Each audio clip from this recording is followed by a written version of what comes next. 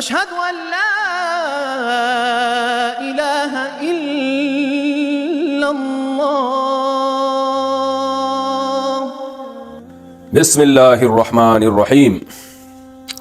پہلا سوال ہے جی، تھوڑا سا حیا کے خلاف ہے، لیکن یہ چونکہ اس میں بہت زیادہ ابتلا ہے آج کل، اس لیے میں اس مسئلے کو باقاعدہ ریکارڈ کروا رہا ہوں۔ لیکوریا کے بارے میں کسی نے پوچھا ہے کہ اگر کسی لڑکی کو بیماری کی وجہ سے مسلسل لیکوریا کی شکایت ہو، پانی مسلسل نکلتا ہو، تو کیا اسے ہر نماز کے لیے وضو کرنا ہوگا؟ اور وہ پانی اگر کپڑوں پہ لگ جائے تو کیا کپڑے چینج کرنے ہوں گے؟ کیا ہوگا؟ نیز اگر فجر کے لیے وضو کیا تو کیا اسی وضو سے اشراق اور چاش کی نماز پڑھی جا سکتی ہے؟ یہ مسئلہ یہ ہے کہ دیکھیں، اس پانی کے نکلنے سے وضو بہرحال ٹوٹ جاتا ہے۔ خواتین کو جو مینسز کے ایام میں جو مینسز آتے ہیں نا، وہ تو مینسز ہیں، ان میں تو نماز بھی معاف ہے، روزہ بھی معاف ہے، روزے کی قضا کرنی پڑے گی، نماز کی قضا نہیں کرنی پڑے گی۔ لیکن مینسز کے علاوہ جو کسی بھی خاتون کو جو بھی پانی آتا ہے، بلیڈنگ ہو، چاہے وہ بلڈ ہی کیوں نہ آ رہا ہو، تو شریعت کی اصطلاح ہے، اس کو استحاضہ کہا جاتا ہے۔ استحاضہ کا مطلب یہ کہ مینسز کے علاوہ جو بلیڈنگ ہو رہی ہے یا اور بھی کوئی بھی نجاست جو نکل رہی ہے، وہ سب استحاضہ ہی کے حکم میں آتی ہے۔ تو اس میں شریعت کا حکم یہ ہے کہ عورت پر لازم ہے کہ وہ اپنے کپڑوں کو بھی پاک کرے اور اپنے جسم کو بھی پاک کرے اور پراپر وضو کر کے نمازیں پڑھے۔ یعنی بار بار بھی اگرچہ اس کو وضو کرنا پڑے تو اس کو بار بار وضو کرنا پڑے گا۔ لیکن ایک کنڈیشن ایسی ہوتی ہے کہ جس میں وہ عورت معذوروں کی فہرست میں داخل ہو جاتی ہے۔ معذور کا مطلب یہ ہوتا ہے کہ اتنی زیادہ رطوبت جسم سے خارج ہو رہی ہے یا اتنی نجاست بار بار خارج ہو رہی ہے کہ نماز کا پورا ٹائم گزر جائے اور آپ کو اتنا ٹائم نہ ملے کہ آپ باقاعدہ وضو کر کے پاک کپڑوں میں نماز پڑھ سکیں۔ میں دوبارہ اس کو آسان لفظوں میں بتاتا ہوں۔ یعنی زندگی میں کبھی بھی ایسا ہو جائے نا کہ نماز کا پورا ٹائم آپ کا گزر گیا اور آپ پاک کپڑوں میں اپنے آپ کو پاک کر کے وضو کر کے نماز ہی نہیں پڑھ پا رہے ہیں۔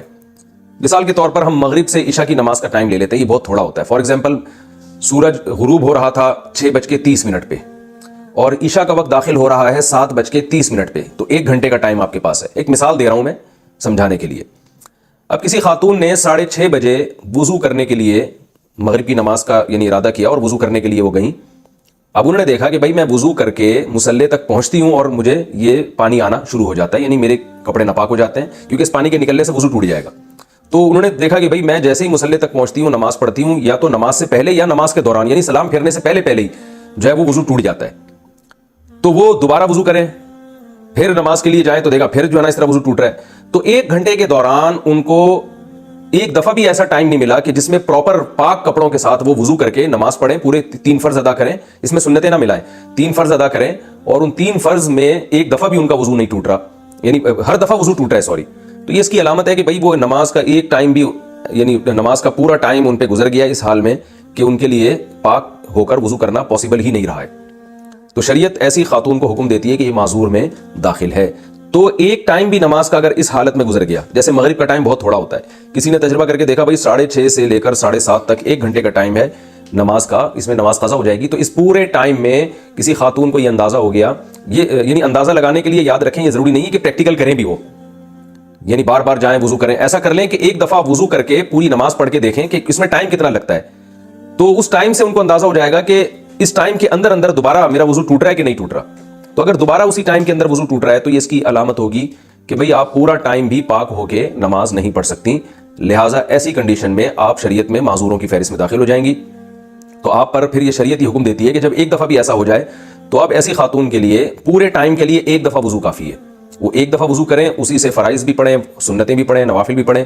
جب وہ ٹائم گزر جائے گا تو اگلی نماز کے لیے ان کو دوبارہ وضو کرنا پڑے گا، اور جس مرض میں وہ معذوری میں مبتلا ہوئی ہیں اس مرض کی وجہ سے یعنی اس لیکوریا کی وجہ سے وضو نہیں ٹوٹے گا۔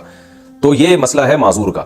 اب ایک دفعہ جب یہ ہو گیا نا، جیسے مغرب سے عشاء کے دوران تجربہ کر کے دیکھ لیا بھائی پورا ٹائم گزر جاتا ہے اور اتنی فرصت نہیں ملتی کہ پاک ہو کے نماز پڑھ سکیں، تو اب یہ نہیں کہ ہر نماز میں اتنا ٹائم گزرے، ایک نماز میں بھی جب اتنا ٹائم گزر چکا ہے کہ آپ پاک ہو کر وضو نہیں کر سکتے، تو اب جب ایک دفعہ ایسا ہو گیا تو آپ معذوروں کی فہرست میں داخل ہو گئے۔ اب ہر نماز میں آپ نے صرف ایک ہی وضو کرنا ہے اور اسے فرائض، واجبات، سنت، نوافل جب تک ٹائم باقی ہے آپ وہ تمام نمازیں آپ اسی وضو سے پڑھتے رہیں، یعنی لیکوریا کی وجہ سے آپ کا وضو نہیں ٹوٹے گا۔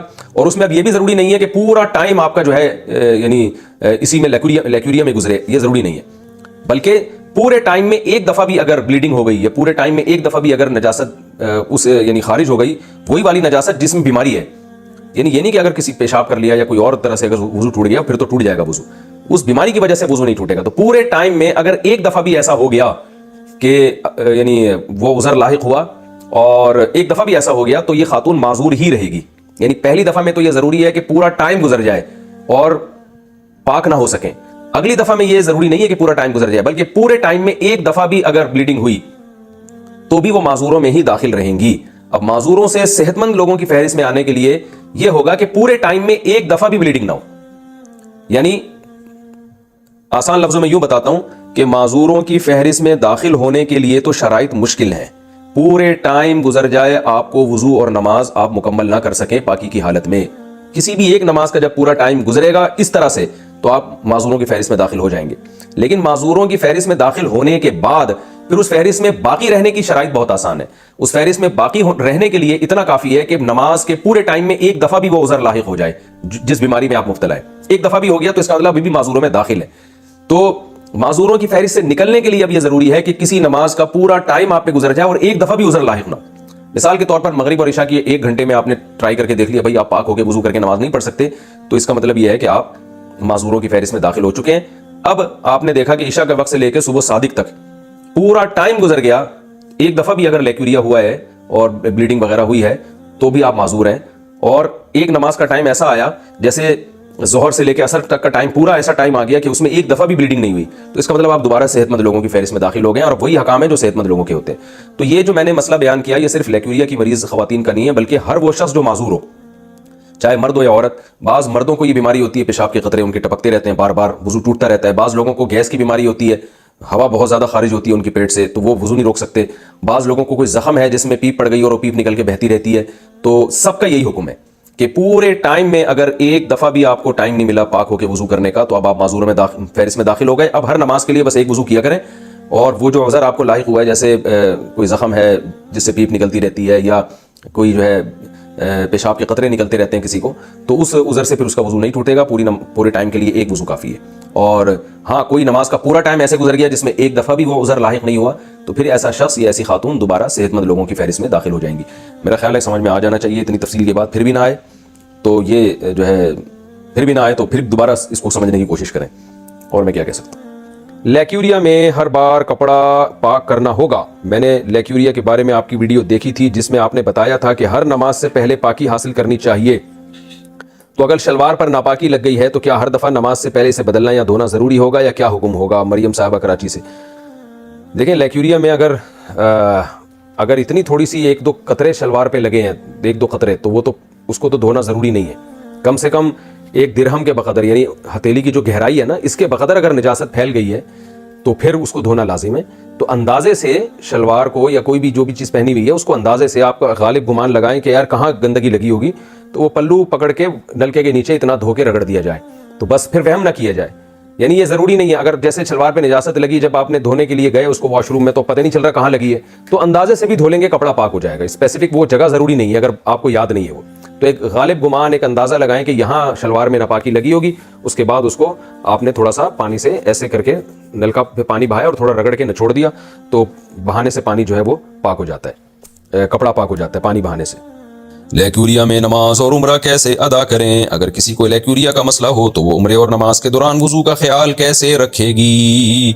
अगर उम्रा मुकम्मल करने के बाद मालूम हुआ कि कपड़ा नापाक हो गया और वजू बाकी नहीं रहा तो इस सूरत में उम्रे का दम देना होगा या दोबारा उम्रा करना होगा? देखिए, खवातीन को पता होता है कि कौन से अयाम उनके हैज के हैं और कब हैज खत्म हो गया है। तो जो अयाम हैज के हैं उसमें तो उम्रा करना जायज़ नहीं है। किसी ने कर लिया तो दम देना पड़ेगा और बिला ज़रूरत ऐसा करना से गुनाह भी होगा। ज़रूरत ये होता है कि बाज़ दफ़ा फ्लाइट निकल रही है और वीज़ा आप बढ़ा नहीं सकते तो फिर मसाइल होते हैं, तो उसमें तो फिर यही है कि जैसे तैसे कर ले एहराम, बशर्ते के एहराम बांधने के बाद उसको दम आना शुरू हुआ है। एहराम से पहले आ गया तो फिर तो उम्रा ही ना करे वो। दूसरा मसला ये है कि लेक्यूरिया में क्या होगा कि भाई लेक्यूरिया अगर किसी को पूरी नमाज के वक्त में रहता है तो वो औरत तो बेचारी माजूर है, वो तो फिर वजू करे और उम्रा कर ले, उसी से तवाफ कर ले। लेकिन अगर ऐसा नहीं है तो अगर तवाफ के दौरान किसी को लेक्यूरिया हो गया तो वजू टूट जाएगा। खूब समझ लें कि सिर्फ तवाफ में वजू करना जरूरी है, बगैर वजू के तवाफ जायज नहीं है। सफा मरवा की सई बगैर वजू के भी जायज है, उसमें तहारत शर्त नहीं है। तो तवाफ किसी खातून ने अगर तहारत के साथ कर लिया तो आगे सफा मरवा की सई वो कर सकती हैं बगैर तहारत के भी, तो तवाफ में जरूरी है। लेकिन तवाफ के दौरान अगर लेक्यूरिया हो गया तो फिर वो तवाफ दोबारा करना पड़ेगा, तहारत हासिल करके पाक होके اور اگر شلوار وغیرہ پہ کوئی گندگی لگ گئی ہے تو اس کو اگر وہ چند قطرے ہیں تو وہ تو معاف ہے، لیکن اگر وہ ہتھیلی کی گہرائی کے برابر وہ پھیل گئی ہے تو پھر اس کو دھونا بھی واجب ہے، یعنی نماز کے لیے دھونا واجب ہے اس کو۔ اب مسئلہ یہ ہے کہ خاتون کیا کریں گی، ان کو اگر بعد میں نظر آیا نا، عمرہ مکمل کرنے کے بعد معلوم ہوا کہ کپڑا ناپاک ہے، تو پھر عمرہ مکمل کرنے کے بعد اگر معلوم ہوا ناپاک ہے، تو اگر 100% یقین ہے کہ یہ طواف کے دوران لیکوریا ہوا ہے تو پھر تو وضو کر کے طواف لوٹانے، لیکن اگر 100% یقین نہیں ہے تو الحادث یقرب یضاف الی اقرب الاوقات، تو حادثے کو قریب ترین وقت کی طرف لوٹایا جاتا ہے۔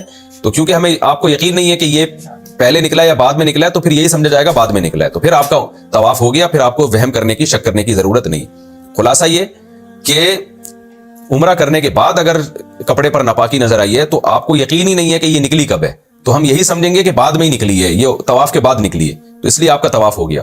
لیکن اگر آپ کو 100% یقین ہے، قسم اٹھا کے آپ کہہ سکتی ہیں کہ طواف کے دوران یہ ناپاکی نکلی ہے تو یا اس سے پہلے نکلی ہے، تو پھر آپ کو طواف وضو کر کے دوبارہ کرنا پڑے گا، اور دم نہیں دینا پڑے گا پھر، کیونکہ آپ نے وضو کر کے دوبارہ کر لیا۔ تھوڑا حیا کے خلاف مسئلہ ہے، لیکن یہ بہت زیادہ پوچھا جاتا ہے۔ لیکوریا والی خاتون حیض کب شمار کرے گی؟ حیض کے شروع ہونے کی کیا علامت ہے؟ کیا لیکوریا کا رنگ اگر مٹیالہ ہو جائے جبکہ ایام حیض قریب ہوں تو وہ حیض شمار ہوگا؟ ایک خاتون نے بہاولپور سے پوچھا ہے۔ دیکھیں، ایام حیض میں وائٹ کلر کے علاوہ جو بھی کلر آئے، چاہے مٹی کا کلر ہو یا کوئی بھی ہو، تو وہ حیض ہی شمار ہوگا۔ حیض ہی نہیں حیض ہی، یعنی حیض شمار ہوگا وہ۔